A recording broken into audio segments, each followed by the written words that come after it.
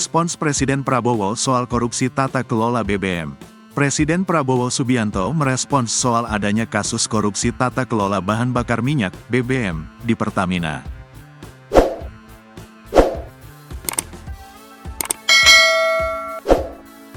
Direktur Utama PT Pertamina Patraniaga, Rifa Siahaan dan Direktur Utama PT Pertamina International Shipping, Yogi Firnandi, telah ditetapkan tersangka oleh Kejaksaan Agung.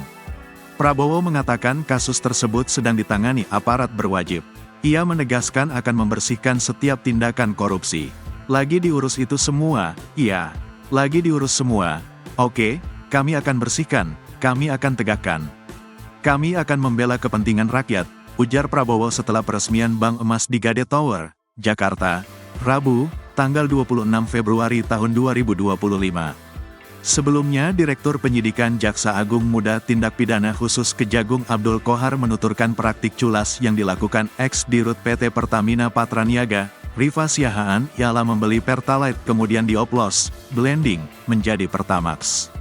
Modus termasuk yang saya katakan RON 90, Pertalite, tetapi dibayar, harga, RON 92, Pertamax, kemudian di blending, dioplos, dicampur, katanya saat konferensi pers di Kejagung, Jakarta Selatan, Selasa, tanggal 25 Februari tahun 2025. Adapun pengoplosan ini terjadi dalam pengadaan produk kilang oleh PT Pertamina Patraniaga.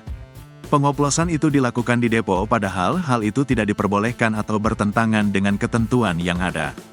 Qohar berjanji akan buka-bukaan nantinya terkait model pengoplosan setelah proses penyidikan rampung.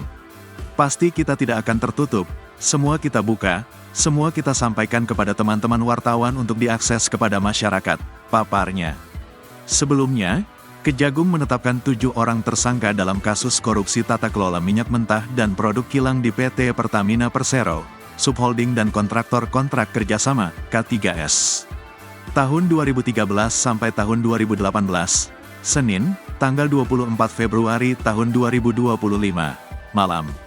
Adapun penetapan ketujuh tersangka ini merupakan hasil penyidikan lanjutan yang dilakukan oleh Kejagung dalam kasus dugaan korupsi tersebut. 7 orang itu ditetapkan sebagai tersangka usai pihaknya melakukan ekspose atau gelar perkara yang dimana ditemukan adanya serangkaian tindak pidana korupsi. Hal itu didasari atas ditemukannya juga sejumlah alat bukti yang cukup baik dari keterangan sedikitnya sebanyak 96 saksi dan keterangan ahli maupun berdasarkan bukti dokumen elektronik yang kini telah disita. Adapun ketujuh orang tersangka itu yakni RS selaku Direktur Utama PT Pertamina Patraniaga, SDS selaku Direktur Feedstock and Product Optimization PT Pertamina International, YF selaku Direktur Utama PT Pertamina International Shipping.